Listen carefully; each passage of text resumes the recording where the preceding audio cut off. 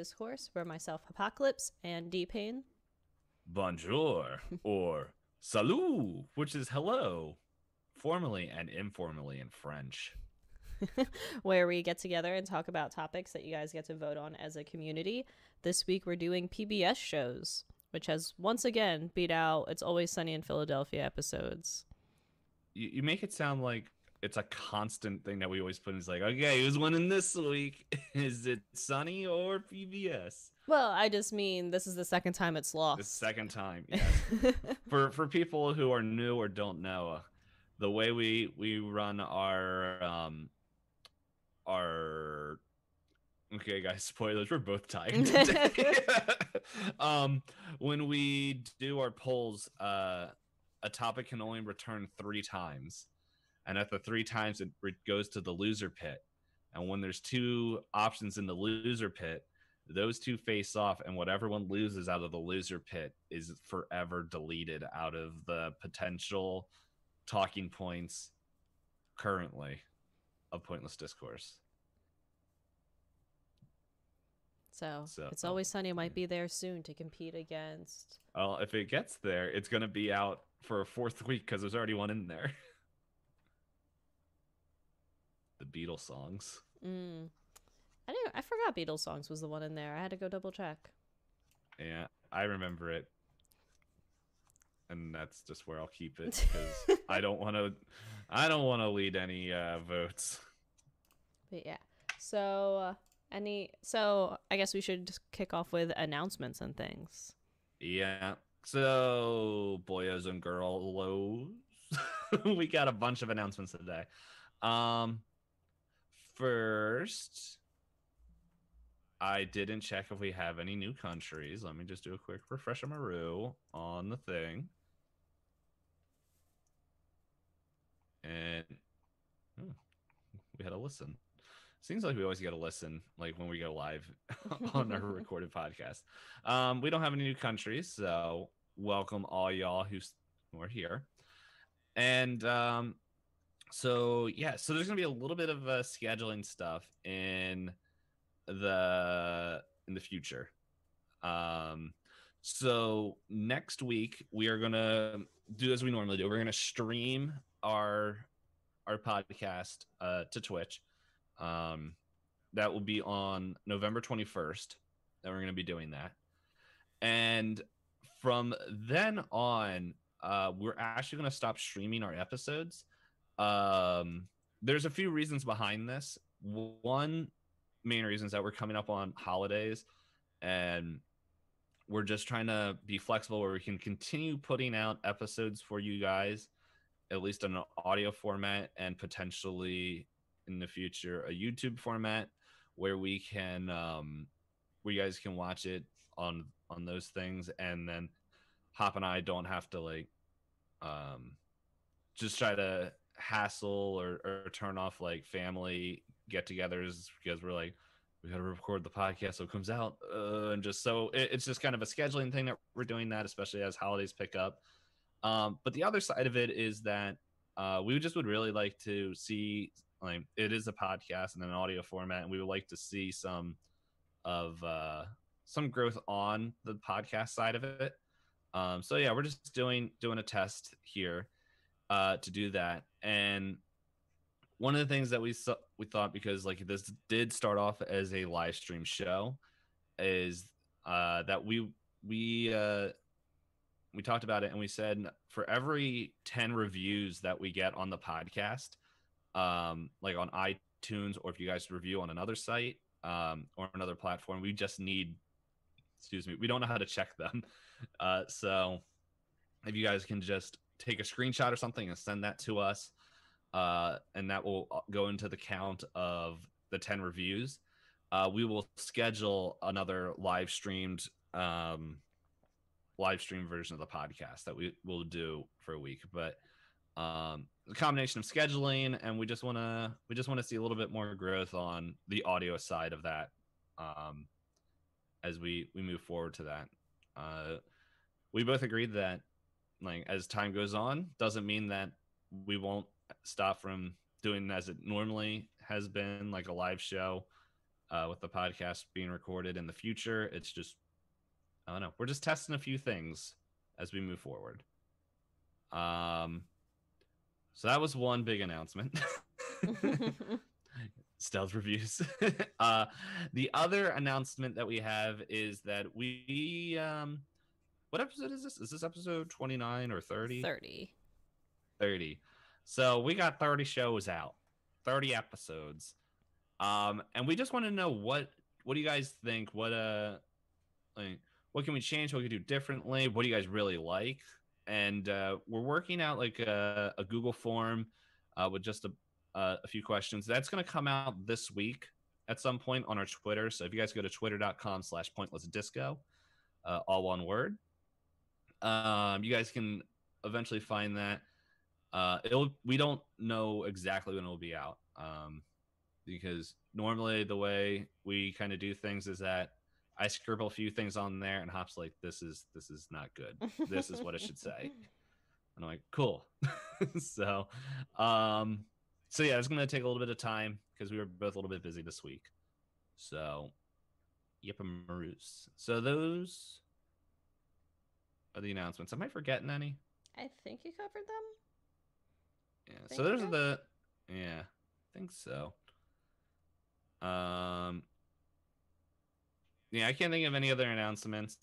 So that's what it's going to look like in the future. As we said, this could potentially come back to being a live show recorded on Twitch again in the future as we test a few things. But yeah, just with the holidays coming up and everything else that I realized I forgot to put on a different timer. There we go. Boop. Yeah, just with holidays and just that we're just gonna go to recording not on the internet. So they'll end up on the internet. Yes, it will end up on the internet on Mondays. Let's see. I think if I type in that's from my side. The view that I'm on, I can't write anything in the Hops chat, so she'll have to do it herself. I think my link is the Spotify one, which is technically one that I've been meaning to update. So, yeah. I just switched the rare drop thing, and it's still one that I can't type in chat. That's all right. There we go. I found it. Haha. So yeah. But yeah, there's the announcements, and yeah, we're just gonna rock and roll. All right. So yeah. So for anyone who isn't familiar with our format already, this is the part that we go ahead and jump in and do the part where we roll dice, because we're big tabletop nerds, to see the order that we'll be talking about things. And while we were looking up PBS shows, we realized, well, at least I at first realized when I was looking at the list, there are too many shows for me to like, for me to really narrow down things to be like a top and bottom choices like we usually do. So I asked DPayne, can we just talk about a bunch that we like? Where I responded, no. And then I looked him up and was like, yes. But yeah, so that format's going to be a little bit different. I think we said we would do, first we'll dive into like our top 3 each, and then if we have time, just do a nice little mention for all the quote unquote runner-ups for us. Yeah, a little recap of our childhood, the honorable mentions. Yeah. We have a lot of childhood episodes, but you know what? Nostalgia. Because we're old and we want to live out our childhood again. But yeah, so yeah, we'll roll dice. We'll roll d20s, and as if there's an initiative order to see who gets to go first. Ooh. I gotta roll this dice more. All right. What you got? I got a 4. I got a natural 19. I don't know why I say natural, because there's no like... We have no modifiers. It's just fun to say natural 19. All right. In Pathfinder, depending on your weapon, that could be considered a critical. I once built a character in D&D where she could crit on an 18, and she had action surge and extra attacks. So, and she was a half orc, so then she could keep attacking if she crit. The DM didn't like me. A friend of mine sent me a TikTok of someone that made I think it's like a level 20 character.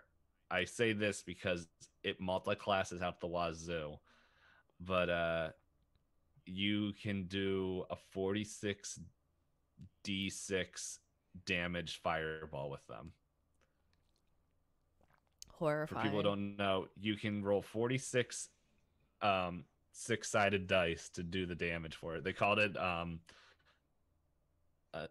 mage nuke. When I'm not talking, I'll go post it in your Okay. So your it's Discord. like it's basically just Ari in the current TFT season. Pretty much. Yeah, it's a link pretty much to the his video that explains how you can do this. Mm-hmm. But yeah, in the TikTok it's just a quick run through of like it's this class, and like this many levels, this many levels, this many levels. I'm pretty sure it's like a level 20 character, but it's like it's just one of those things where I think we said in my Discord, we're just saying it was you're like Mega Man just holding your charge if there was no like damage limiter as you just run through the whole level and just blammo. Launch it at everything. Mm-hmm. All right, so I get to go first now, and my number 3 is Bill Nye the Science Guy. Good show. Good show. I wasn't sure where to put that in my list of things. Bill Nye the Science Guy, like I remember, like I don't know, it was one of those things. And the funny thing is, they said every time I looked this up, they kept saying that Bill Nye was on PBS, but my memory isn't with Bill Nye on PBS. I don't know if that changed, because I remember it being on like WB17. I never watched it on TV. I always watched it in school. Yeah, that's the other thing. Like, I don't know. Part of me is like, I really liked it, and I remember it. And part of me is now like with that confusion, and I didn't really do a lot of looking it up. I'm wondering if I should go for one that I know was on PBS. So, me looking at the episode list on Wikipedia, it does say that the first 2 seasons 100% aired on PBS. Okay. At least when was that? October 10, 1994 is when they kicked off, yeah. Okay, yeah. Well then, I will keep talking about it. Yeah, it feels like Bill Nye right now is a little bit, depending on who you talk to, is a little bit of a, I guess, like a heated person to talk to. Like, he's not a real scientist or blah, blah, blah. Like, I don't know. I think now a lot of people, like, if they didn't know him from the Science Guy show, probably know him from when he debated that creationist dude, whether evolution or creationism was the way the Earth was created. And for the most part, both sides of the argument were like, these are the worst 2 people to have this argument. So anywho, still doesn't change the fact that he had a show, and I don't know, it was just really cool to learn all these science thingies. And it was fun. Like, I remember one episode where he was talking about like I think it was pretty much like water displacement, and he was saying like how like kind of how like when you get into like a bath, how the water will just rise and why that happens. And he's just like, yeah, your weight's pushing it up. But I remember the way he did it is that he had like this mold cut for this model ship, and he just filled with water, and he's like, yeah, look, here's the water. And then he's like, okay, and he just sets the boat in there, and all the water just splashes out, and he's just like, and that's what happened. Your body is a big old boat pushing the water out of the way. But yeah, it was a real fun show. Just like yeah, it being a children's show and explaining science, and yes, as Hop was saying as well, I uh, I remember watching a lot of the. Excuse me, I remember watching a lot of the episodes in school as well. Um, my third grade teacher, Mrs. Brown, she was an advocate for Bill Nye the Science Guy. So yeah, it was pretty great. Doing stuff like that where like it was great as she would roll in the TV and we're like, we're getting to watch Bill Nye. Yeah, like for me, the thing I really appreciated about Bill Nye is he just themes the whole episode. I didn't really remember this, but reading through the wiki, they were like, usually he had like some kind of joke where he's like, today's episode's brought to you by, and then he makes some kind of pun about the scientific thing he's talking about that day. He also puts in like really fun music, and then it's really cool to see, like you said, he makes molds and things. He introduces science in kind of like ways that you can, if you were a kid and you really were curious, you could do it at home. You could try and like do some of the experiments he talks about to see it for yourself, and then also get a chance to understand some of the scientific theories behind it. But it was yeah, it it didn't make my top 3 only because it's not something I turned on to watch on PBS, but I do have a lot of fond memories, like you said, the big old TV with the Velcro straps so it doesn't fall because they're too heavy on the cart. Yep. And the VCR rewinding and us going, oh, which episode of Bill is it today? Mm-hmm. Yeah, it was honestly a lot of the lists I looked through. I think they were newer, newer like stuff where I wasn't watching PBS. So like I pretty much just like went through. I'm like, oh man, I remember fond memories of these. Like my first two, I just remembered another one. Hold on, I'm gonna add this. So, the, but yeah, it was. I don't know. It was just one of those things where, like, my main memory of Bill Nye the Science Guy was mainly like Saturday morning cartoons. You knew Bill Nye came on because that was the end of that cartoon hour, and they're like, we still got to put on something fun for the kids to watch, so maybe we'll trick them into watching some of the news. Because the news came on right after Bill Nye, and so, but yeah, the other thing about Bill Nye, like, I don't know if he still does this, but he did like a lot of inventions. And like I remember reading this magazine, like he made this umbrella that was like, if you ever saw like the wind catch an umbrella and shoot it like outward, so that way instead of coning over your head, it coned up to the heavens pretty much. And he pretty much, all he did was attach a tube to it to walk around while it was raining to collect rainwater to find out how much rain accumulated in that rainstorm. And he's like, yeah, it's pretty nice except for the fact it gets super heavy. So yeah, I don't know, Bill Nye, you cool guy, also science guy, had a real neat theme song. I did. Bill Nye. I saw on a where was it? It listed on the wiki that apparently his show is listed as one of the fastest paced kid shows, which I can see because he was kind of like experiment, scientific fact, experiment. That's why we all have ADD now. He started it. But yeah, I'm pretty sure if I looked up Bill Nye episodes, like, I could remember some of the good ones, but like, I don't know. I remember that. I remember when like they were talking about I've seen a few videos on this now, not from Bill Nye, but if you put your thumb on someone's forehead, they can't get up because they have to like lean forward to get up. And I remember they were doing that where they just had this little child like holding her thumb against Bill Nye, and he's like, can't get up. And I just remember sitting there, I was like, you weakling. So I got curious because you mentioned his invention, so I thought I would try and look up Bill Nye as a person real quick. Apparently, he's in about 86, he quit his full-time job at Boeing to try and become a comedian. Yes, I do remember that. Yeah, and then do you know how he got his name?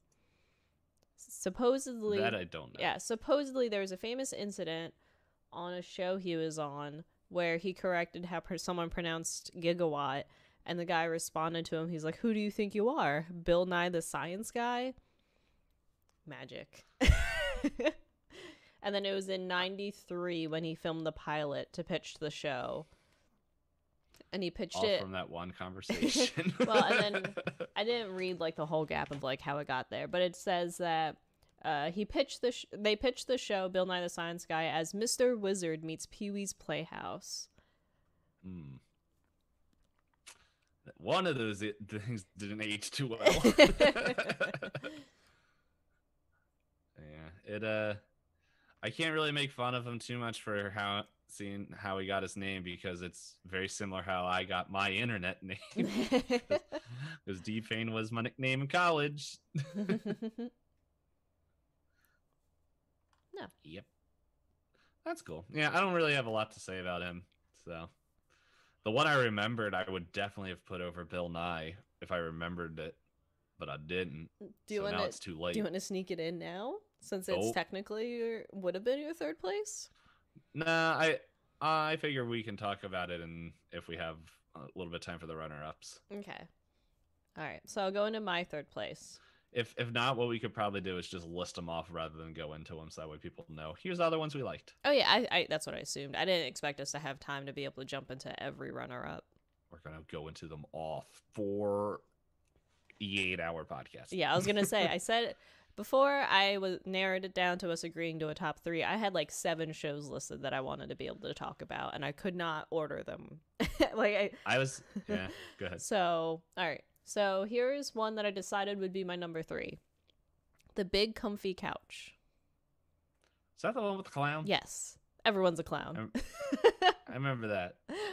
I don't know. This one was just like a cozy show for me because it was, I was going to say like clockwork, but if you remember the opening sequence, it literally is clockwork. Yes. Her stretching and doing the clock stretches. She's possessed. I remember legs don't move like that. I remember as a kid, I was like, I should do the stretches with her. Yeah, that didn't last very long. I realized I should just watch and enjoy. You got to 6 o'clock, and you're like, this is a good spot. This is a good spot to stop. For anyone who hasn't seen the show, she has a clock rug, and she's like, all right, time to get started. I don't remember what she says, but she has a whole sequence of her doing stretches with the times of day, as if she's the hands of a clock. Yep. It was very satisfying to watch, because you're like, this is not how, like you said, this is not how people should move. But I just remember a majority of the show was them sitting on a big comfy couch, telling stories to her doll, and then sometimes she would get mail from the other clown in the clown town who rode his unicycle in. And then didn't she like walk down to like Clown Ma's house or something like that? She has like a grandmother, I think she visits often in the show. Yeah. Like, that couch doesn't make sense. It's huge, but at the same time, she just reaches into there and pulls out whatever she needs. It's Barney's magic bag. It's a bag of holding, a couch of holding. Yes, a couch of holding. How many clowns are stuck in that couch? We'll never know. She's like, you stay there. Didn't the doll talk to her? It talked to her, but it did not talk. It's like she would have like little conversations with a doll. And I'm checking, so like they always had the opening sequence, right? And they said that there's always an ending sequence where they pretend to lay down for a nap on the big comfy couch, and they kind of end it with trying to remind the kids, like, don't forget about what we talked about this episode. Which, you know, I feel like that's probably the part I should remember more, but I don't remember that part. I think everyone just remembers the clock. Now I'm wondering, is the lore of that show, because that couch is huge, if I remember correctly, like that is a grown adult woman and like she's able to sit like a doll on that couch, like where her legs don't even go over the side. So is the lore is that it's like a Toy Story situation? When you like, she is actually a doll. She is like a clown doll. Well, I would say yes, except the lesson you learn from that day is from her visiting her granny, who's apparently Granny Garbanzo. Thanks to the wiki for letting me know. I'm realizing where a lot of my naming conventions come from PBS. But yeah, if it wasn't for her physically going to visit her and physically picking up the mail from the mail clown, they could be toys as well. I guess they could be toys. It's like a cuckoo clock. They're all on just rotation. Yeah. Like, because in Toy Story, like, the one of the big things in most of those movies is the fact that those toys are not supposed to be where they are. This is true. You hear people's footsteps. Everybody fall. Apparently, she also has a skill to clean any mess in 10 seconds. Can I have that? Isn't it just sped up? I mean, technically, I believe it's just sped up, but you know. No. Be gone with you, comment. Yeah. Big Comfy Couch is just... It's almost like the opposite of Bill Nye, because Bill Nye is very like high energy, high pace and everything, and Big Comfy Couch, I think, was just nice and quiet, and it was... I don't want to say it wasn't exciting, but it was... it was pretty much like Blue's Clues without finding out what the heck Blue wanted. No, Blue's Clues was very active, because there was a lot of songs, and there's a lot of things happening in the episode. And there's a lot of characters that you keep running into that are like, help me. I guess my brain was thinking of a real human talking to a whole bunch of inanimate objects. Oh. So, no, because like if you really think about it, Big Comfy Couch, you have really at most 4 characters an episode. You've got the main girl, the doll, if she picks up mail, and then and then when she visits her grandmother. Yeah. Yeah, it's I just remember it being very chill, and me not feel like it didn't feel like I was forced to learn things like some other shows do. Yeah, Bill Nye. But Bill at least made it fun. Yes. Yeah, it's yeah, like I don't know. I remember it. I remember the clock. I think I also remember trying to do the clock myself, where I'm like, this is dumb. But I wonder where that clown person is now. You're gonna look into her acting look history. it up. I'm like, what do I want to look this up on? Because I can type faster on my computer. Big Comfy. That is not how I spell comfy. Let me see. It looks like she might have done some voice acting, according to this Wikipedia.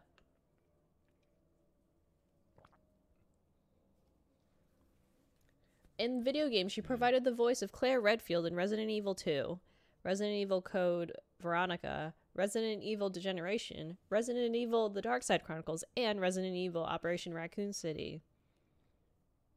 It's hilarious. Let's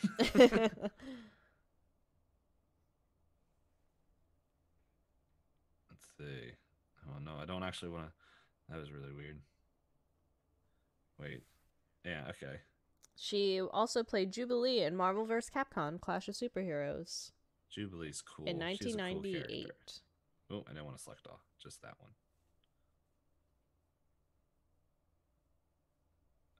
Web search. And IMDb. It looks like she's married to a comic book creator right now, according to this Wikipedia. As far as you can trust Wikipedia. Which comic book person? Let's see if I know who they are. It said Chances Z.M. are no. Thomas? Yeah, I didn't. You're right. Wait a second. Hold on. Are we looking up the same person? I'm looking at Ramona Gilmore Darling. No, look at Allison Court.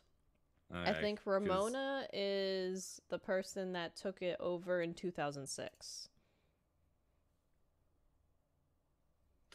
find it funny that one of the first things on here is a video of the comfy couch stretch-mathon thing.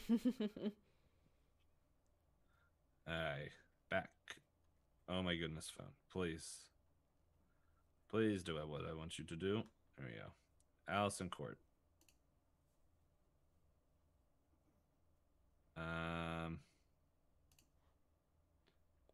Welcome to Searchcast. Or DPayne goes quiet and is scrolling through the internet. As the part of the show where DPayne realizes he could have done this way faster on his computer, but wants to not hear the complaints of him typing. Yeah, I find it funny that she was in Resident Evil. All right, now I'm at IMDb. She did a bunch. She was Wendy in the Inspector Gadget remake. Let's see, what else? Murdoch Mysteries for one episode. Mike the Knight. Cool. Turbo Dogs? I don't know what that is, but it looks terrible. Almost Naked Animals. Yeah, it looks like she just went into voice acting. Pretty much. Oh my goodness. This is a very creepy picture called Rainbow Road. So, yeah. Oh, she was in the Redwall movie as well. and Spawn. She's like, her video game ography is her just like super tough, like tough people in video games, and then it's just like happy-go-lucky voice in cartoons and kid shows. Yeah. All right. Yeah. A fun search, a fun deep dive into what she's up to now. But yeah, like, there's nothing in specific that I think I can say that definitely makes the Big Comfy Couch any better than other shows, other than I just liked the vibes. Sometimes that's enough. Like, there was a Disney show that I feel like a lot of people never talk about, but I loved, Out of the Box. I never heard of it. Exactly, but it's one of those shows where it was just a very calm show. That one was very much the imagination show, because it had the whole concept of you made a fort out of boxes, and then suddenly cool stuff happens. But, like, it's supposed to just be a fort of boxes. Yeah, the other thing is that because in a past episode, in the childhood cartoons episode, I think we both talked about how I didn't get cable till later.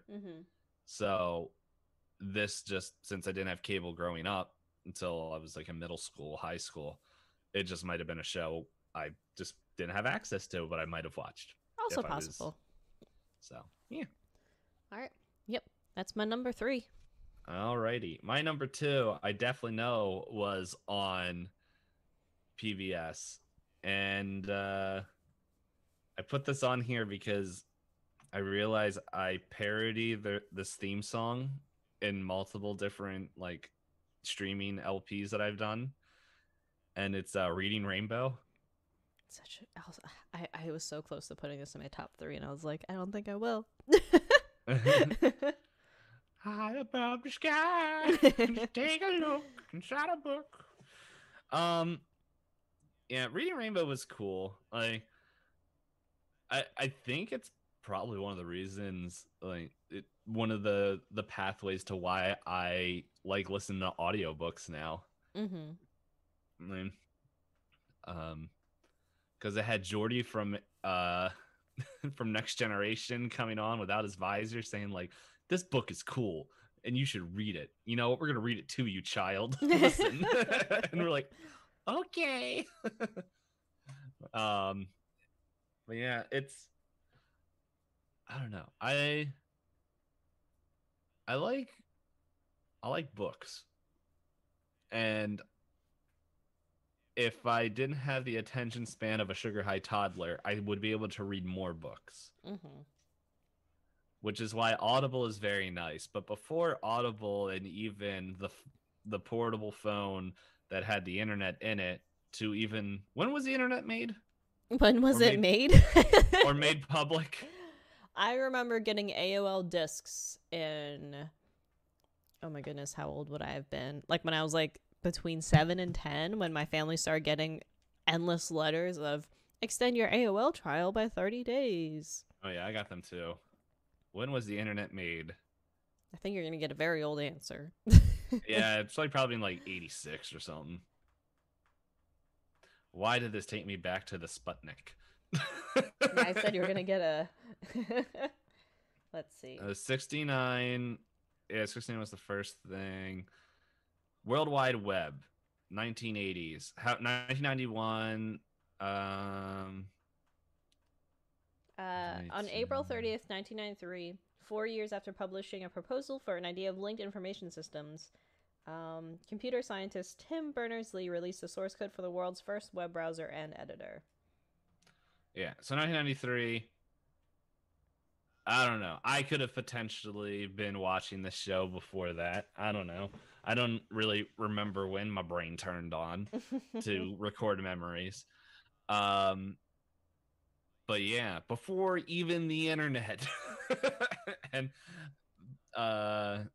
we had the TV reading books to us. I just realized it's going to make me sound really old.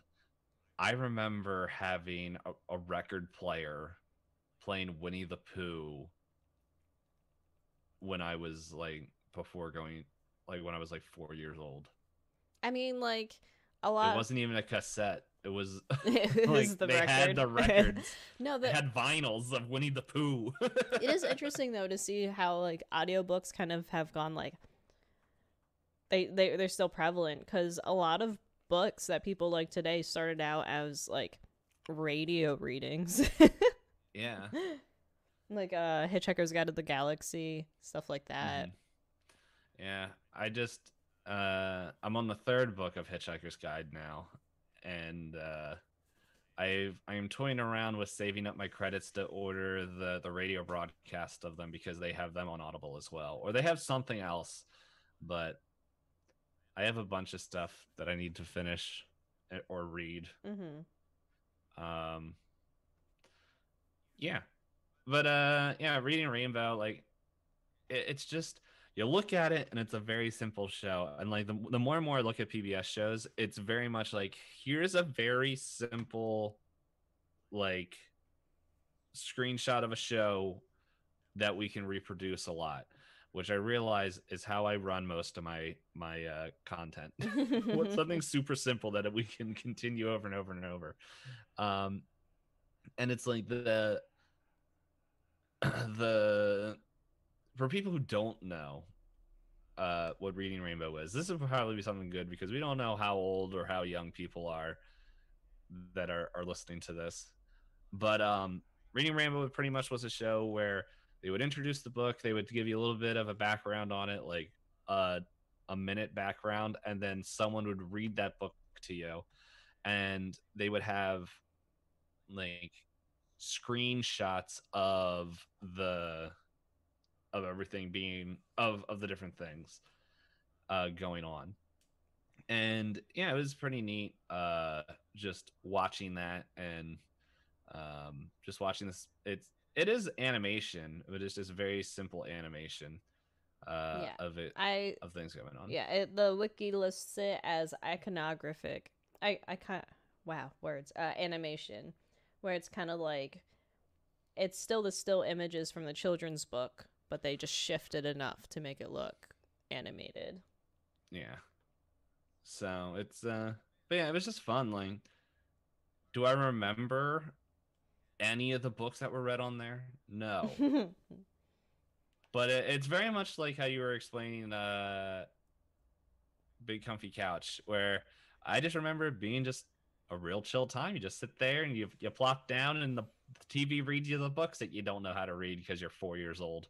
Yeah, I know before, with quarantine and everything, I know a lot of local libraries try to keep doing this as well, where they have, certain hours of the day where they have someone come and be able to read children's books to your kids and then let them look through and pick out a book to bring home from the library.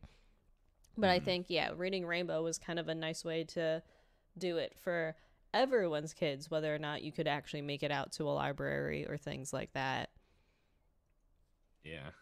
And so it's like now my brain is just going through like DPayne's history of audiobooks, where I remember in like the first grade where they would have a cassette player plugged into this box that pretty much split the audio channel to all these different like headphone jacks, and like it was the big thick headphone jacks, not like the ones that you plug into your phone now, which I think is like quarter 20 nowadays. It's 3.5 millimeters. 3.5. Yeah, I said quarter 20 because that's something I had to use at work, and that was like the first measurement thing that went into my head. I'm like, that's not right. But yeah, it was the big old thick ones that you had to do. And I just remember I would sit there, plug it in, and I just had this memory where I was reading the book, but I had no clue where I was, and I looked up, and there was like this other girl just like giving me like the stink eye, like, how dare you not look at the book. Okay. Whatever. So but yeah, Reading Rainbow, that's all I really got to say to it. It's just like, I don't know how well it would do today. I think it could still hold. You'd be surprised. But I see that scrolling down, apparently, I forgot this part of it. Apparently, LeVar Burton used to visit some of the places in the books and try and like do interviews with people. I remember that. Yeah, like as you mentioned that, like I remember he would go around, and I just remember when I realized he was Geordi from Next Generation. I'm just like, it's the book man. Yeah, and what I thought was also really cute reading on it again. In the very last bit of it, he would use his catchphrase, "But don't take my word for it," and then have a bunch of kids kind of like do mini reviews of the book. I remember that too. Yeah. It turns out I didn't remember anything except for just the feels of the show. Sometimes that's enough. Yeah. You know what? I could go into one of my runner-ups because it's a very similar thing. Wishbone. Wishbone, I always remember, but I don't remember if I actually watched it. I remember watching a lot of Wishbone because it came on at the perfect time for me coming home from school. But it's it's something very similar, where Wishbone in short would be, is it Jack Russell, the type of dog? Yeah, Jack Russell Terrier, I think is what they're called. I think I read that, and that was somewhere, because this was the one that I thought of. I'm like, oh man, I could replace Bill Nye with something that I know was on PBS. But yeah, so Wishbone was this Jack Russell that would talk to the camera, pretty much breaking fourth wall, but it was just like footage of dog, like his mouth didn't move or anything. And pretty much I think his owner Joe or something like that would have some big life issue that a tween would get himself into, to where Wishbone would have been like, I remember this. It reminds me of this story, and runs over to a bookshelf and pulls a book off the shelves. Like, it's this one. I read it. Let me tell you. And then it would like go into the imagination station of the book, and he was the main character every time. No. So it was I remember the big one where it was like Don Quixote, and he was Don Quixote, and it just like they had him sitting on top of a horse looking at a windmill, and the voice actor's like, I'm going to hit that windmill now, and they're like, are you sure? And he's like, yep. And then it just cut because they're like, we can't show this dog getting like wrecked from a windmill. And so they did stuff like that. And but yeah, it was very much like, hey, what's owner's problem? Oh, well, it just lines up with this book this dog read somehow. And yeah, like he was Sherlock Holmes, and Yeah, the Sherlock Holmes outfits on Wishbone are the ones that I remember the most. Mm-hmm. I remember there was, I think it was like a King Arthur one they did, and for some reason, I honestly don't remember why, but they were showing like behind. There was like an episode they were showing behind the scenes of Wishbone, and I just remember like it was the King Arthur episode, and there's like they had to do a shot where Wishbone ran past the soldier, and the soldier swung a sword down like to make it look like he's gonna attack him, but it's like some sort of action shot. And like they're interviewing the guy with the sword, and he's like, "Yep, let you know it's kind of worried because if dog runs in the wrong way, that's no more dog." And I'm like, they got show TV how? Oh. I was like later, like it was later, like that line made sense to me. And I'm like, how'd this share TV? So you made a comment wondering if Reading Rainbow would actually work nowadays. So I actually found something where apparently in 2014, LeVar Burton tried to start a Kickstarter to try and like revive the show and get materials out. Under 12 hours they reached the $1 million goal, right? They started making stuff, they started setting up stuff. His goal was to help kind of like how I was mentioning where if you couldn't get to the library, you kind of had the reading hour. He wanted to be able to pass this on to schools that might not have great funding, so to hopefully help with literacy rates and underprivileged kids. And then they the company that technically owned Reading Rainbow decided to file a lawsuit against them. I was like, jeez. So it says I shouldn't be laughing, but I'm laughing. So it said in August of 2017 they filed a wide-ranging lawsuit against them, asking for all administrative access of the accounts, and they also wanted to keep LeVar Burton from using the Reading Rainbow catchphrase, but you don't have to take my word from it, on his own podcast. And then that's right, he did have a podcast with that. Yeah, and then as of October 2017, supposedly if you visit the official Reading Rainbow website, they have a comment that says recent legal disputes between WNED and LeVar Burton /RR Kids have been resolved, and RR Kids no longer licenses the Reading Rainbow brand from WNED. So now they're trying to figure out like what they can even do, I guess, to try and like keep it in the namesake and move it forward. But like he's just trying to help kids.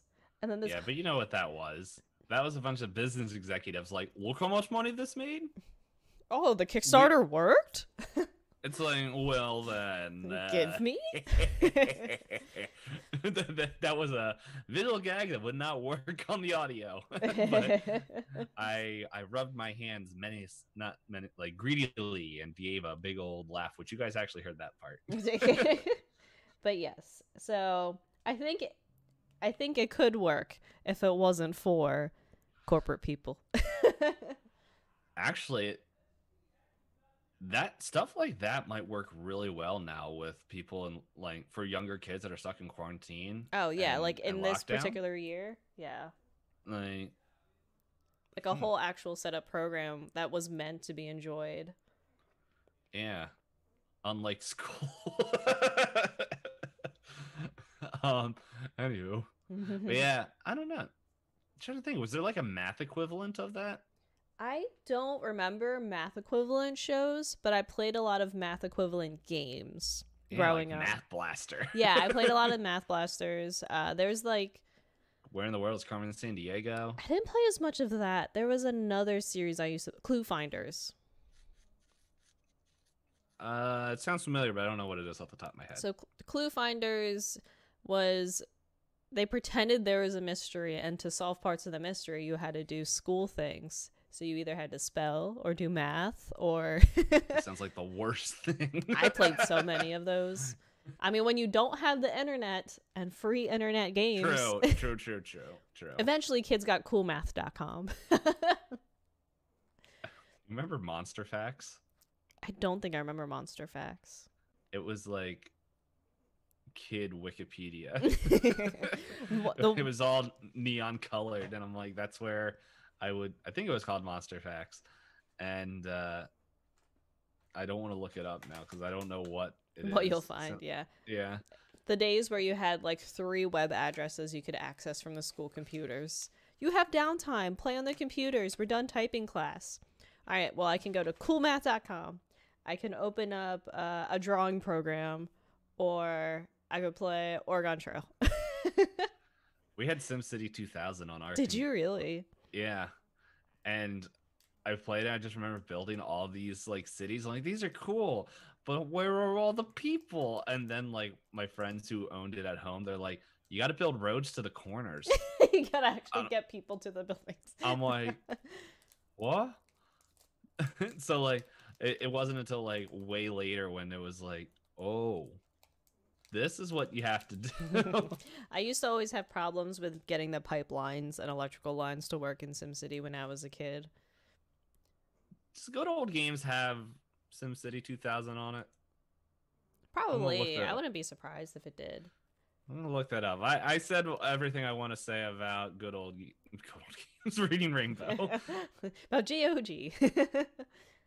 Hopefully this doesn't mess anything up. Okay, looks like it didn't mess anything up.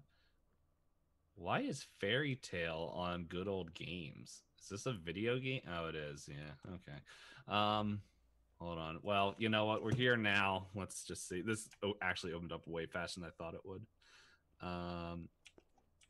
Sim City. Let's just add 2000. Yeah, it looks like they have it for $6. It's not showing up on mine. I'll send you a link. Oh, let's go to the store. What were you looking on? I don't know. I typed in the search bar. All right. I sent it to you. How do I even use this thing? Highlights. How do I search? More DPayne. offer. I DPayne. found it. Okay. I found it. I found it. Hey, Baldur Gates is on here. Go ahead. You talk about yours. I'm going to shut up now while I look this thing up. Okay. Anyway, as he types away. So my number 2 kid show that I'll do. There's a 3000. Sorry. See, look, I knew I couldn't do it. That's why I didn't bother starting yet. Here, I'm going to punish myself and step away to turn on the light because it's dark. All right. So my actual number 2, I think this one's a firm number 2. I don't think anything could change my mind, is Zaboomafoo. This was almost my number 1.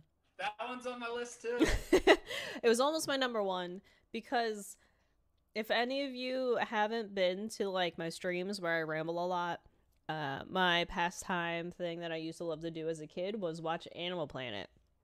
And I think this was like my gateway into that, because watching actual Animal Planet can be very uncensored and not meant for kids, depending on like what time you are watching Animal Planet.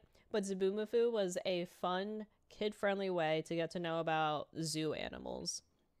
And unfortunately, the second paragraph of the wiki tells me when the lemur passed away, which makes me sad.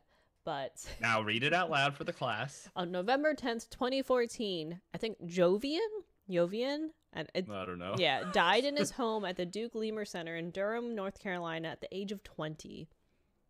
So he lived for a long time. Yeah. That's like 20 years of content. I hope they weren't filming him right at the end. Oh, poor right buddy. Well, he's 20. That like for that have been like right out of the womb is just like, yeah, he started off on Zoo Channel, or I forgot what was the first one that you started watching? What do you mean first? Animal Planet? No. Well, I watched this before Animal Planet. Oh, okay. He started off on Animal Planet and went back in time to anywho, yeah. Yes. But no, yeah. So Zaboomafoo, for anyone who's not familiar, was just you have a lemur friend and 2 animal guys. What were they even? Were they the Kratz brothers? Yeah, they're the Kratz brothers. But what's their background? Are they kind of like Kratz brothers? Were they like Crocodile Dundee? Were they just were like more of explorers, or were they vets? Were they zookeepers? I don't know. And the Wikipedia might be able to explain it, because I don't remember what they exactly were like. Because I think in the show they're like, we're just 2 dudes that love animals, and we're like, we're gonna talk about them. But like, they're both zoologists. Yeah, I was like, that's like, I wasn't gonna say zoologists, but I was like, they probably have some training in, in animal stuff. Yeah, but the technical term.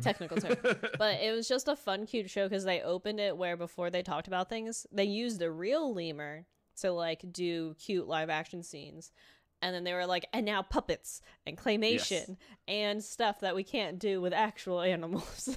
Mm-hmm. To do very cute and fun things. Well, you know what that show is now, right? I'll take that as a no. I thought you were setting up for your own joke. I was gonna let you No, carry it away. It's not a joke. It's a real thing. It's now an animated show called the Kratz Brothers, where they're superheroes, and the way they explain animals is that they have. Do you remember the Jackie Chan animated show? Oh, that was a good show too. So you know how they had like the little talismans where they were able to like, oh, spirit of the horse, and like were able to do horse things, or well, not horse things, but they were able to like run really fast or something. It's similar to that, except it is like they pretty much get like a DNA imprint of animal, and they hit it, and they get like the physical abilities of that creature. So it's just like, oh man, we need to do this, and they're like, let's I need to climb up this wall. What can climb up a wall? Spider. And they just like morph into a spider human and crawl up the wall to do whatever they got to do. I only know about this because the show because in a podcast I listened to, one of the guests they have that comes on is a voice actor. He did Rumble for TFT and League of Legends. I find it funny how TFT yeah, you picked that one first. But yeah, he's Rumble's voice, and he does a few things, but then he's like, he's done a character on this show, and he's like, yeah, it's like, and like it was like the same conversation. We're like, what do they do? Do they even teach you about animals? And they're like, yeah, sort of, not really. Oh, but like they kind of, it's not like the whole show now, because they have to put like, I guess, a little bit of action in there to hold a kid's attention now or something. But yeah, I remember the skunk episode of Zaboomafoo. Mm-hmm. Because I don't remember which brother it was, but he had to go sit in a whole big tub of tomato juice. Yeah, from getting sprayed. Mm-hmm. So it is interesting to me. So is there any format to what defines a season? Because it said that the show technically only had 2 seasons. I was like, it feels like it ran for a very long time, though. Does it say how many episodes are in the season? Season 1 is 40 episodes. Yeah, that sounds like a PBS show. And season 2 is 25.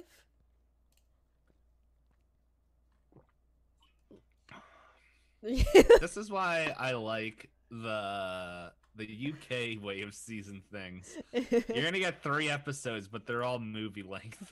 Yeah, have your 3 2-hour episodes. Yeah. Everything's done.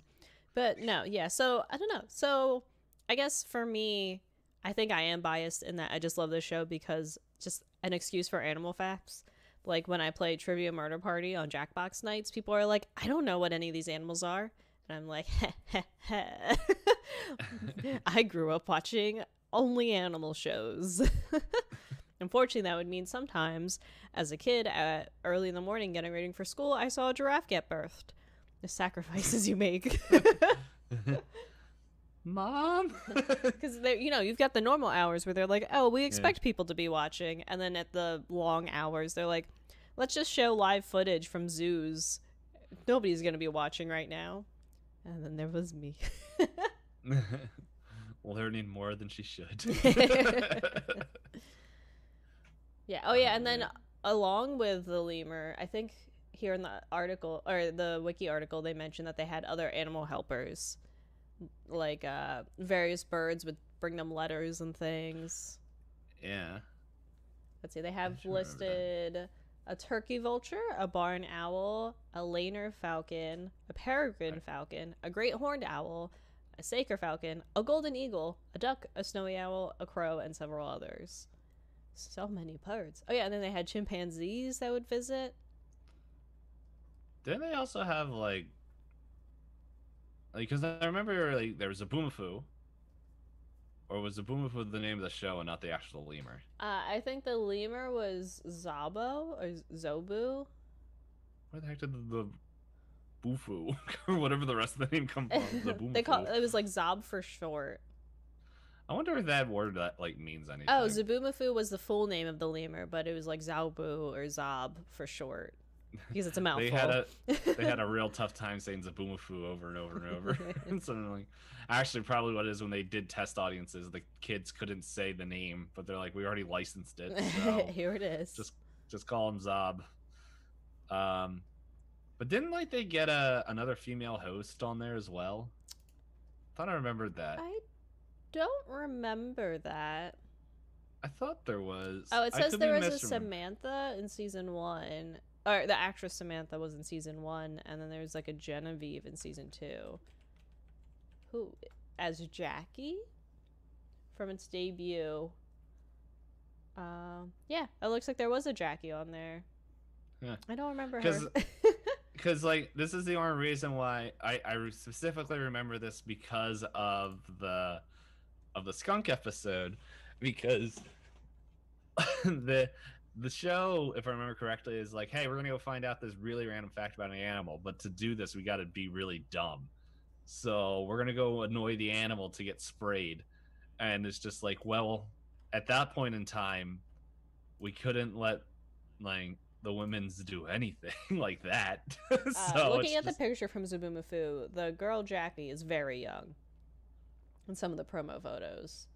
Yeah, I just remember I don't remember anything about her except her dumping tomato juice on one of the brothers. And saying, you stink, and that's all I remember. I'm like, there is another entity to this show that isn't an animal or a brother or brother. Are they actually brothers? Yes. Okay. They didn't make up their names. That's got to be a real bummer to be like, I don't know. I guess if you really enjoy your brother, but it's just like, I don't know. I can't imagine being like in long-term business stuff like that with my brother. And as I'm saying this, remembering that my dad and my uncle are like business partners for the long term, but it's a little bit different because they don't have to do everything together like for their business. Oh, fun fact. Guess where they were born? In Zaboomafoo? Warren Township in New Jersey. Oh. Yeah. I was like, huh, that's a fun fact. Just think, if you were maybe a little bit older, you could be Samantha. A little bit older. I didn't realize this, but they're 54. How old were they during Zaboomafoo? Are they? Wait, they're 54 now? Yeah. They're in their 30s then. They were in their 30s. They didn't seem that old. Maybe as a kid, you can't tell. All adults are like, you're just like older than 18. You're an adult. That's why they went to TV show, because these guys are getting old and decrepit. They went to an animated TV show? Yeah, it's an animated TV show. So they're just like, make them always look young. And they're like, yes.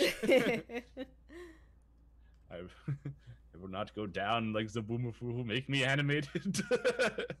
Rest in peace, lemur. Oh, man. Let's see. I haven't been keeping track of how long we've been going. Where are we at? We're about an hour now. Okay. So to our number ones. Yes. So this number one I immediately thought of because when we were tossing around the idea of doing a tier list for this one as well, I saw this on here. I'm like, is that really a PBS show? And then when I did more research, it showed up on multiple lists to where I'm like, well, this is going to have to be my number one. And it's a little old show called Thomas the Tank Engine. Oh, that thing gave me nightmares. I was hoping we would have the same number one. I'm glad we don't. Oh man. Well, I'll find out what your number one is later. As child, and some people will say, DPayne, you never grew out of child mode, and I will tell you, shut up. But I watched a lot of the Thomas. Yep, there it is. I watched a lot of Thomas the Tank Engine, and like we used to have a lot of like the little metal cast versions of all the trains, and just like pretty much having like Thomas and James, Gordon, all that stuff. Like it was just a fun old time. Like another fun little thing is that Ringo Starr used to be the conductor for a little while. Hmm. Um, but I remember my big memory of Thomas the Tank Engine pretty much is watching the VHS tapes that I guess my parents bought or were given at home, and just watching them over and over and over. And they're just like fun little stories of just like pretty much like don't be a jerk to your friends because there will be a time that you need them, or like don't get all angry about this because man it's not going to go well for you, or just be patient. Or it was just a whole bunch of little moralistic stories that they taught through trains that could talk. Mm-hmm. I remember my favorite train, Thomas the Tank Engine train, was Duck, because he looked different and was green. Because there was two other green ones, which was Henry, which is a big old one, big boy, who was just a whiner. And then there was a small round one named Percy, who was like Thomas's like best friend or something like that. And he was a loser. So Thomas was cool because he was foreign. He came and by foreign I mean he came from the other side of the island and looked different. And the only reason they called him Duck is that he had a duck that sat on his like on top of him. And he's like, oh, we'll call you Duck. And he's like, really? And then they just went with it. Oh, he could have had a name and a whole life, and they're just like, you're Duck. Yeah. I see Duck. You Duck. Yes. You Duck now. And you're like, okay. But yeah, so there's that. And in the TV show, there was another side of it where there was like because the Thomas the Tank Engine stuff is all told through like train models. Like if people see the new stuff now, like it's kind of CGI'd and like the faces talk. Back before CGI was be able to be done well, and kind of good enough to be done to continue doing like TV shows and little movies and stuff.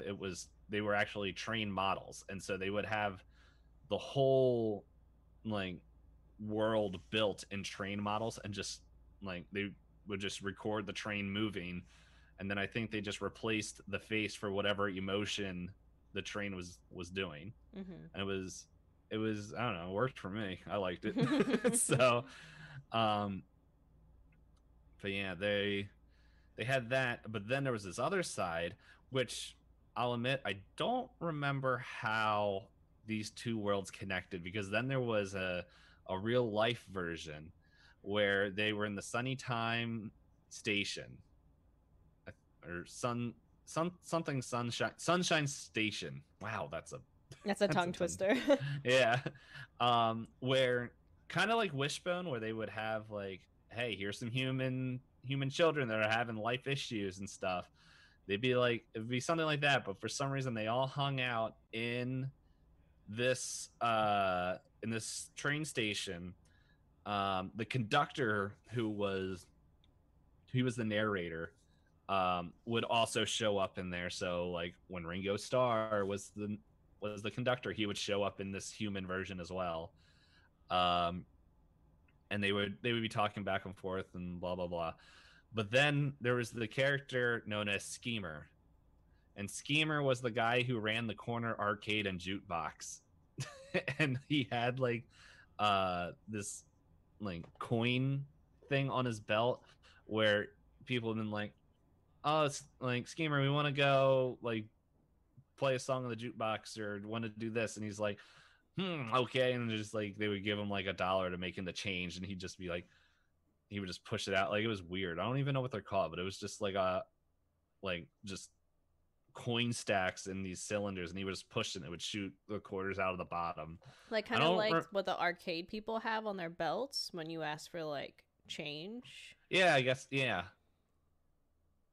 Except, yeah, I don't know. I haven't been to an arcade in a while, so I forgot they had them. Normally, at if you go to Ocean City and you go to Jilly's, which is open all year around, you just kind of go to this thing, and they're like, hey, and they open up a cash register. There is that, but yeah. But yeah, it's pretty much that. I didn't remember the name of it. We'll call it a chain shooter. Ka-ching. But yeah, so I don't remember why, like, because he was very much built to be like he is the nice villain. Like he is the he doesn't really do anything terrible except his job, but like his everything is like as a TikTok, that's suspicious. That's suspicious. Like everything he does is like, what are you trying to do there? But it doesn't end there, because then there's a third set where they put a coin into the jukebox, and then we go inside the jukebox. And inside the jukebox is a Muppet set where they have puppets playing a band, and you watch this giant quarter go down and ring through, and they're just like, it just goes through the background. They're like, okay, now play that song, and they just play the song, and I think it's always the theme song. I don't remember, but it's just like one of these shows that I'm like, there's a lot more work that went into this show than it probably deserved. Because just thinking about the fact that you have to build the train models and like all the sets to just shoot this like I don't know, 10 minute short of Thomas the Tank Engine, and then there's all these other things. So like, I don't know, part of me wonders if like the actual Thomas the Tank Engine part with the models was all there was, kind of like Power Rangers. But then Americans were like, we need to keep this going, and filmed the other stuff in front of it, and kept asking for new stuff from England or wherever it was made. Maybe true. So, but yeah, Thomas the Tank Engine, I enjoyed it. It gave someone nightmares. Gave Hop nightmares. I don't know why I said someone. Well, like, I don't know. For me, the way that the faces moved and things just... like, I see why people put Thomas the Tank Engine as the mod in the new Resident Evil remakes to replace Mr. X. Oh, that cracks me up. I don't... Like, I never actually sat and watched a full show, but I just remember the way the faces moved and everything. I was just uncomfortable. And I don't remember anything important from the show other than the whole, I'm changing it now. And as you change, like, no, Hop, come back. Even scarier.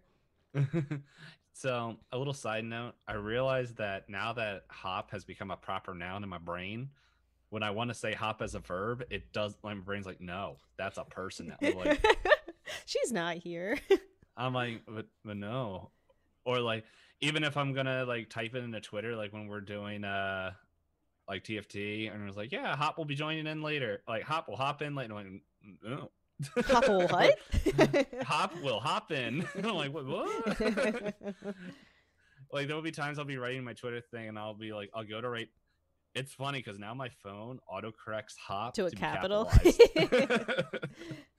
That's funny. My brand. So, it's infected my phone and my brain.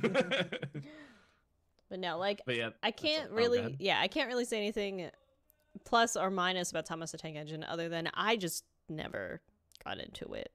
Me as a kid was scared. Yeah. Well, let's see. Did I get into whatever your last one is? My number one... Nope, never got into it. My number one PBS show that I could remember from lists, Magic School Bus. Yeah, I did see this on the lists, but this is like kind of how you said Bill Nye is more attributed to a school show. Mm-hmm. That's what this show is to me. It felt like a school show. Yeah, like when I was looking through the various lists of PBS shows, when I saw Magic School Bus, I was like, this can't not be my number one. This show is just, I still feel like I can remember random clips of them making fun of the one boy for saying something stupid. The redhead? No, not the redhead. I think Carlos would make like puns, and they'd be like, Carlos. The redhead was always, he had anxiety, right? Like he was the anxious one. Yeah, he didn't want to do anything. Like, oh, guys, do you want to go in the intestines? Oh, come on, let's go. Well, to get around that, they go into his intestines. This is true. And like the funny thing is that they don't even tell him. They like I remember this episode. There's 2 episodes I remember of the show. It's the ones where they go in, I think his name's Arnold. They go into his body, and it's really funny because like I think he's like, okay, like he walks off. I don't remember if it's like going to the bathroom or whatever. And Miss Frizzle's just like, okay, well, and there was something just like, why, like, what is all this blah blah blah? And there was like a reason. He's like, well, let's get in the bus. And they go and like they go look at his snacks, which is like carrots that are like that have some sort of like wrapping around it. That's why he was turning orange. And yeah, so they just sit there, and he comes back, and he's like, guys, and they're just like, we're hiding your snacks, and then they get eaten. And then to where they go and find like chewed gum in his like intestines, and they're just like, we knew he chews his gum and swallows. He never gets rid of his gum, and it's just like they're like rolling around on it. But then I remember very clearly because they're just like they get to like I forget which one's first, the small or the large. I think it's the large first, and then it goes to the small.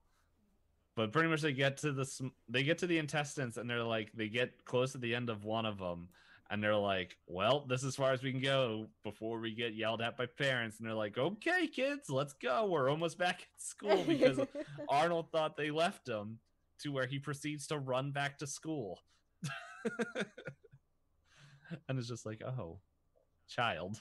Yeah, I was trying to look up episodes to see if maybe I could find like a good description of that one, because that one sounds familiar to me too. And one of them was called in season 1 there was Inside Ralphie. I was like, oh, was his name Ralphie? No, at that point he had a sore throat, so they looked at his blood cells around his sore throat to see what was going on. And I was like, they really liked going inside of people, didn't they? Yeah.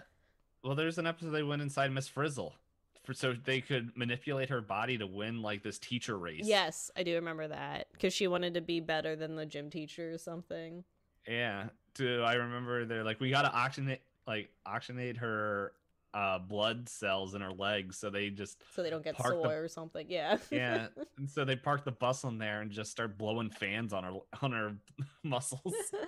And I'm like, I don't think that's how that works, but okay. Yeah, no, but I just remember loving this show, thinking it was funny, thinking it was fun, and they did try and do literal like anatomy lessons without being too literal.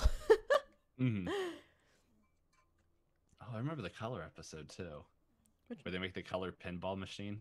I don't know if I remember that one. They were talking about the spectrums of color, and like they made a pinball machine that's just, instead of pinballs, it's all light, and they had to reflect the light around to get different hues to make a rainbow or something like that. Oh, that does sound really neat. Oh, I found the episode you were talking about. Season 1, episode 2. It's called For Lunch. Arnold really wants to break a school record, and to his surprise, finally gets his wish by staying at school with Liz, while Miss Frizzle takes the class on another weird field trip, without realizing this field trip is his own digestive system. What record was he trying to break?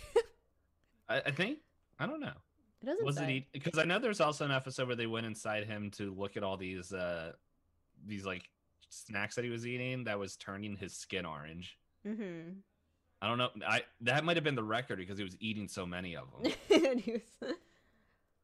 Because I think that's what it was, because he's like, I'm gonna keep eating them, and like that's why he just kept eating them all. And it turns out like they're just carrots. And so the other episode I remember is when they go and look at all the different planets. Of the solar system, and Arnold's like cousin for some reason comes along, and she's a brat. And so the way at the end of the episode they do, because I remember this very clearly too, where they're just like, how do we get this child to like just get rid of all of this space stuff, because like they stopped at every planet so she could get a souvenir. and like they get to Pluto and they can't get back because she has like an ice throat. Yeah. And they all have like little spacesuits on, and they're just like, I don't even remember her name, but like they're like, okay, we gotta go. And she's like, well, tell the bus to hurry up with all my stuff. And he was like, we got to get rid of your stuff. And Arnold, like, kept going back and forth. And Arnold's like, you know what? I'll show you a lesson. He's like, what are you going to do? And he takes his space helmet off. So everyone's like, what? And his face immediately icicles up and his eyes turn red. Oh, no. And so it's just like, it's like an ice ball around his head with two glowing red eyes. Like, it's a Dark Souls boss now. But look what you created. Yeah, the cousin's like, no, and they just throw everything out of the back of the bus and they just floor it back home to where he, like, I think all they do is turn the heat on in the bus and it melts. Mm-hmm. Something that a little bit less realistic. Yeah. So his eyes didn't pop out of his head. But sorry, I took over your. No, you're fine. Because I'm like joy. scrolling through various episodes and I didn't realize how many guest stars ended up on the show. Like, I see some list are in this episode list they had Alex Trebek, Dolly Parton, like a whole wide cast of just random guests. And I don't even remember them. I could vaguely remember the episodes as they're described, but I don't remember the guest stars. And I guess the Harlem Globetrotters in there. Isn't that they seem to be in Scooby-Doo? Everything. Well, yes, but I just figured they'd be in everything. I wonder how you sneak them in. Well, they did have a lot of athletic episodes, so it would have been possible. This particular wiki messed up their formatting, so season 2 is all kind of messed up right now. So they could have been. I just can't see it. I'm gonna look it up. Yeah, I feel like I watched this just as much on TV as I did in class. So that's why I still associated it with being a big PBS show for me. And it I remember, like, I think the majority of it was in school, but like now I'm remembering like the color pinball one that I was talking about, the light pinball, that I watched that one at home. So, but I also remember this kind of coming out when I was like, I wasn't watching those shows as much. Mm-hmm. Oh yeah. And what was the show called? So where are the Harlem Globetrotters? I got to in. I'm trying to remember what the name of the show was. Are you just looking it up now? Magic School Bus. You just could have told me Magic School Bus. That's all I had to type in was Magic School Bus. Doesn't look like it. Oh, it wasn't a good show then. Wow. I'm just Were the Harlem Globetrotters on Thomas the Tank Engine? They were Thomas the Tank Engine. Oh man, yeah. I only really remember the Harlem Globetrotters being on Scooby-Doo. Were they on a lot of other kid shows? I don't know. I think they were probably in Looney Tunes at some point. I don't know. Was that just Space Jam? Maybe. I guess I just figured they were in a lot more things than they were, or that I remember. So I don't know. They existed in animated form. Yeah. Was there anything else you wanted to share about Miss Frizzle? I feel like we talked about all this, but not about Miss Frizzle directly. No, Miss Frizzle was, she seemed like a fun teacher, but I don't know if me at that age would have been like as enthusiastic as all her students were, because she was a lot of teacher.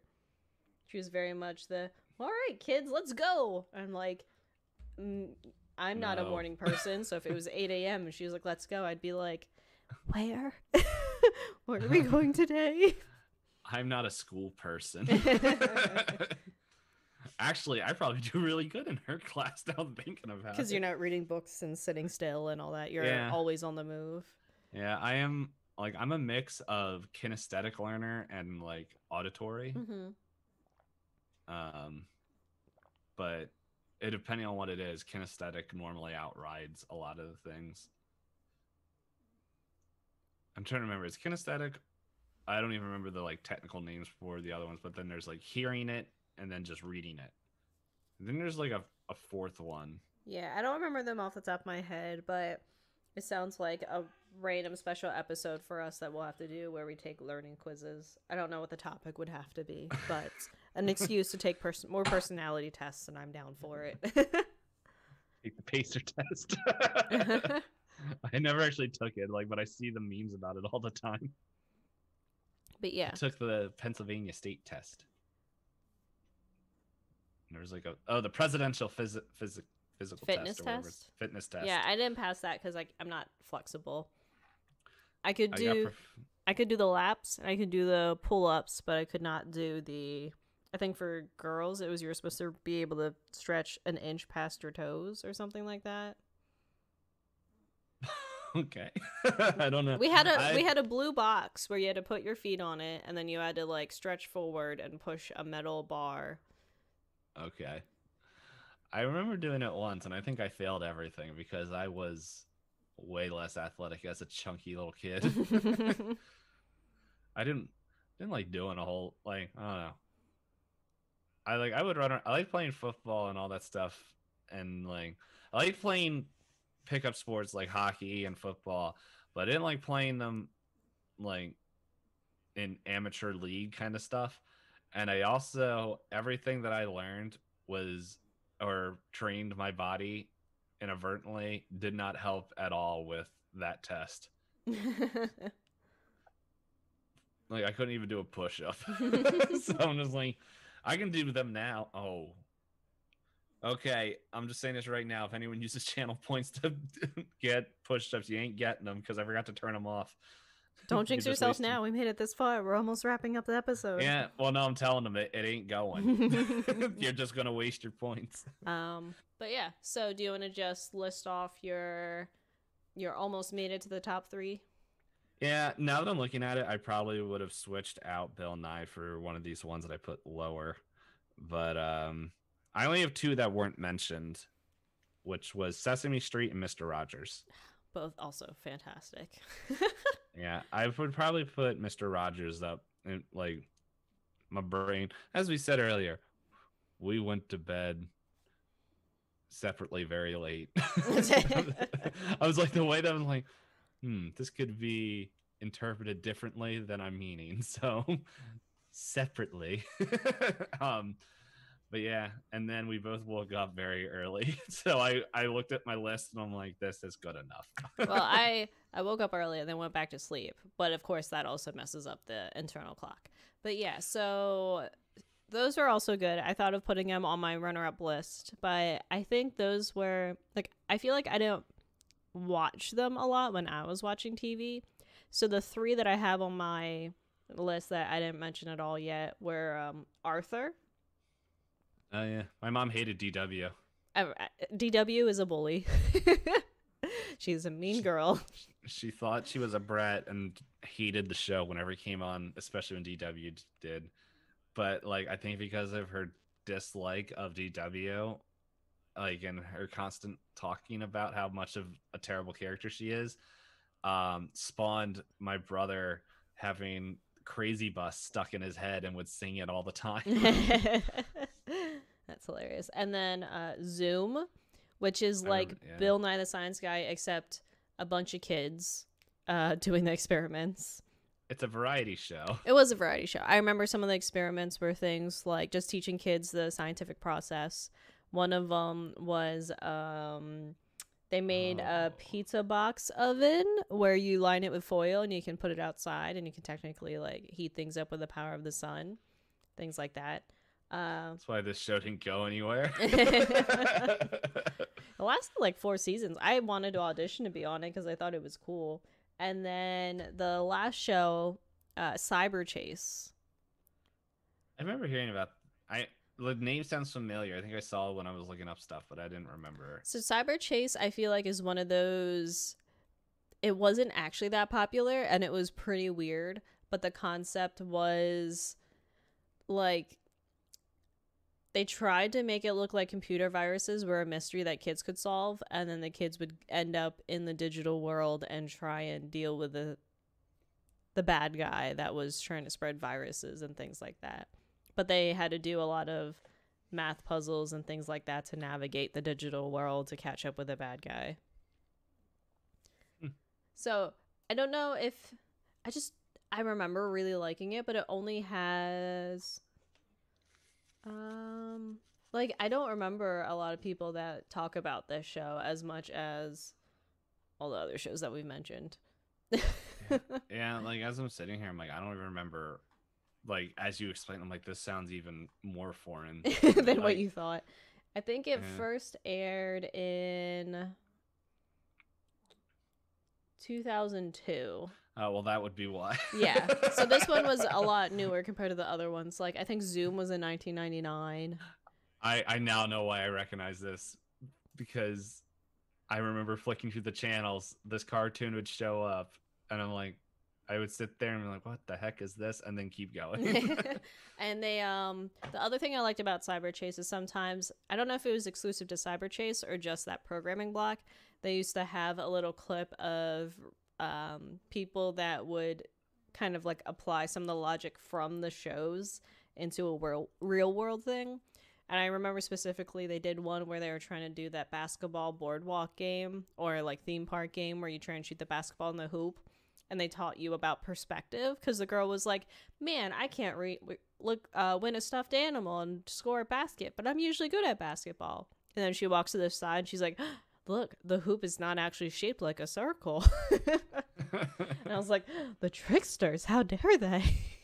How dare the animator do that? No, that was a real life basketball hoop. Oh, it was a real life Yeah, because if you don't know, what they tend to do at those kinds of games with the basketball hoops, the reason why they're harder to win than actual shooting a basketball is the hoops are oval shaped. So you can't bounce it into the rim like you would a normal basketball. You have to actually just, I think, get a swish, essentially. I think I did know that, but it's like I don't play a lot of those games anyway because they're all some sort of rigged. Yes. I also want to call out in chat, they mentioned Sherry Lewis's Lamb Chop. We didn't mention it, but I do remember it. I did not watch Lamb Chop. I knew I knew one other person that was obsessed with Lamb Chop in that they made their MySpace identity Lamb Chop. That poor child. Yeah. But yeah, I do remember the end where it's like, this is a song that never ends. You figure with me, just actually, I don't think they were Muppets, so that's probably also why my brain didn't remember them. But yes, I do remember that show, and my mom used to sing that song all the time. But yeah. I remember vague parts of one episode. I was a little young for this one. The final episode was in 95. I was born in 93. You could have watched it. Your mom was like telling your dad to be like, go get me 2 big as I make our daughter watch this. Watch the yes, dinner my plate. 2-year-old self drinking only water, no milk for baby. It was for her. She had to make sure you watched. Oh, okay, so that makes sense why you saw a lot. But yeah, I think I saw like a Halloween episode. I don't remember anything about it, but yeah, I do remember that show, and I think my mom probably watched this a lot more than I did because she would sing the song. You know, I probably ended up watching this more than I realized. In hindsight. Yeah, but I don't remember any of it. Yeah, it said it aired from 92 to 95. Well, I was alive for both those years and the ones in between, okay, and a little bit before and a lot after.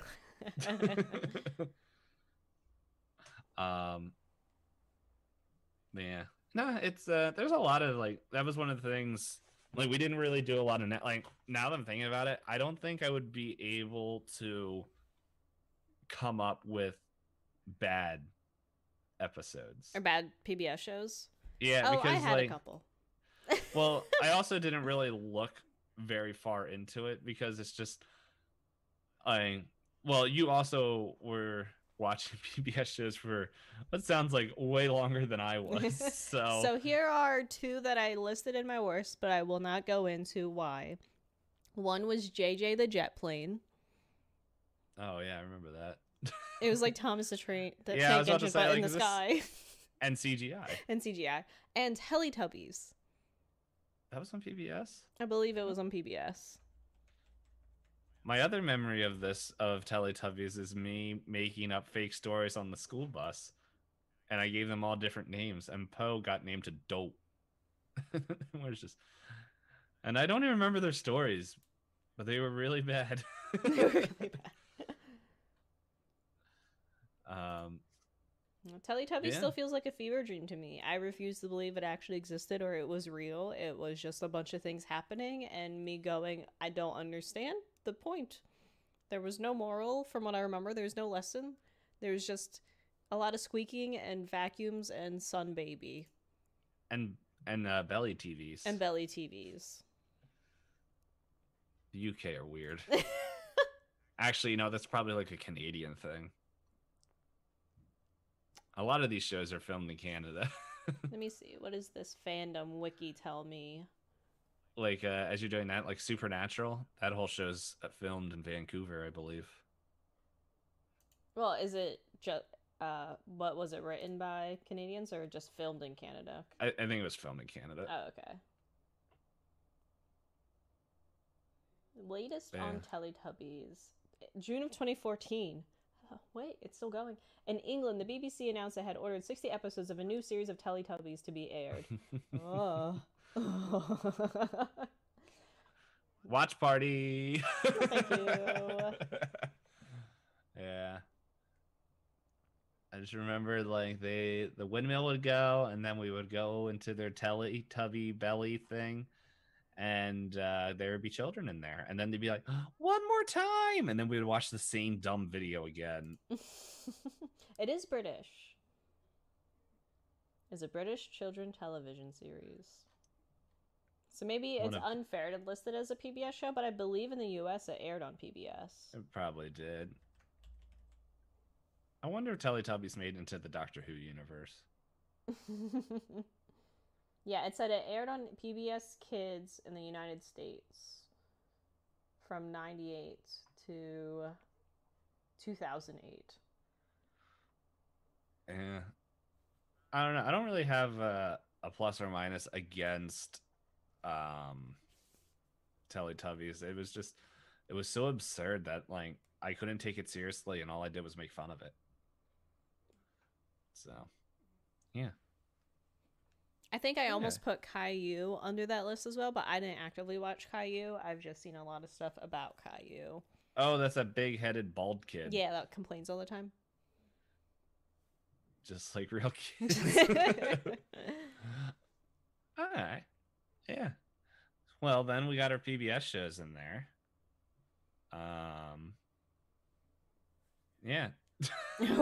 Anything you want to add on, or no? I think we covered all the announcements in the beginning, right? Yeah, I think it would just be good just to do a quick run through for people who weren't here at the beginning. Okay. Just for anyone that listens to the audio, sorry you're gonna hear this twice, but I'm not really sorry. Yeah. So, do you want to roll the die while I'm saying this then, or because you get to roll? Yep, I can roll for the next topics to vote for. Yep. So for anyone that wasn't here in the beginning, we just said a few announcements. The two big ones are on the 21st, it's going to be our last recorded live streamed episode of Pointless Discourse. Pretty much what we are looking at is that as Thanksgiving and Christmas is coming up, trying to plan out things to record the podcast as well as do whatever family thing our families are trying to plan. We figured it would just be better to be able to record these episodes when we have time and just be able to be flexible for this holiday season, but also kind of give you guys give you guys episodes to come out. So that is something that we are doing. Also, we are going to continue just kind of recording these non-streamed episodes because we also like after the holidays, because we want to kind of see a little bit more growth on the podcast platform, whether you listen to it on iTunes or whatever podcatcher you listen to it on.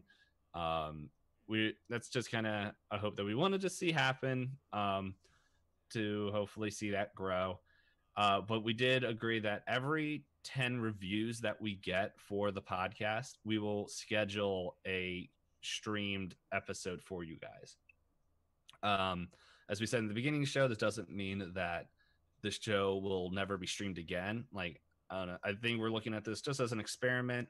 And I don't know. Maybe in a couple months or so, we will bring it back. But for after the 21st going forward, it's not going to be live streamed anymore. But there will still be new episodes coming out. And the second thing is that this next week, we're going to be having a new episode. Not new episode. A new kind of review quiz that we're just asking people to take.